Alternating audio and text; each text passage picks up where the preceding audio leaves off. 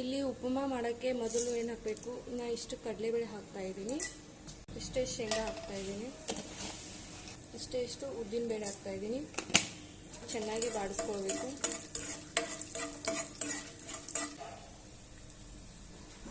ಆಮೇಲೆ ಹಸಿಮೆಣಸಿನ್ಕಾಯಿ ಹಾಕೋತಾ ಇದ್ದೀನಿ, ಆಮೇಲೆ ಲವಂಗ ಹಾಕೋತಾ ಇದ್ದೀನಿ,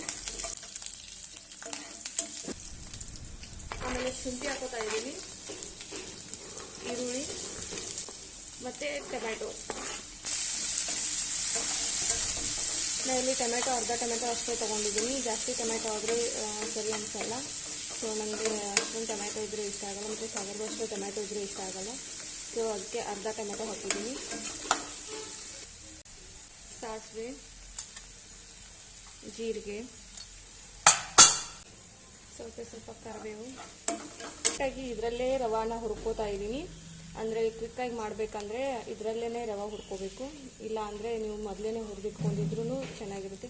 ಸೊ ನಾನು ಇಲ್ಲಿ ಮೊದಲೇ ಹುರಿದಿಟ್ಕೊಂಡಿಲ್ಲ, ಬಟ್ ಇದರಲ್ಲೇ ಹುರ್ಕೋತೀನಿ ನಾನು ಯಾವಾಗಲೂ ರವಾನ.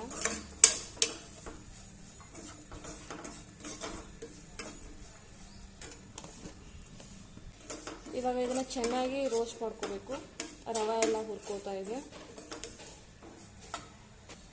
ರುಚಿಗೆ ತಕ್ಕಷ್ಟು ಉಪ್ಪು,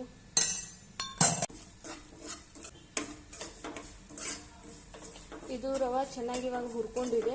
ಈ ಕಡೆ ಸೈಡು ನೀರನ್ನು ಕಾಯಿಸ್ತಾ ಇದ್ದೀನಿ, ಹೆಸರಿಗೆ ಇಟ್ಟಿದ್ದೀನಿ ನೀರನ್ನು. ಸರಿ, ಇವಾಗ ಇದೆಲ್ಲ ಕುದ್ದಿದೆ.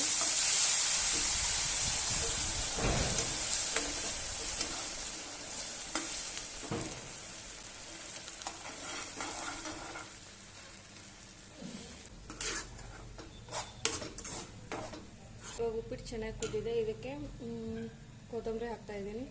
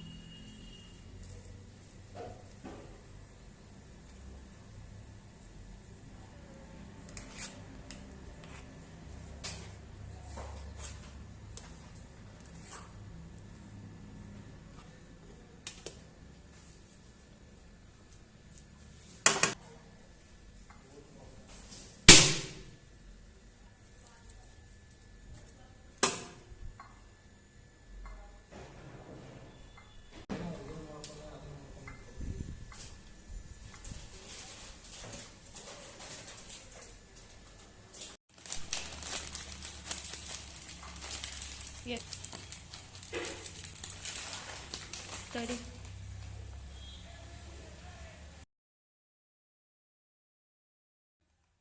ನಿನ್ನ ಕೈ ಚಂದ ಬರತ್ತ.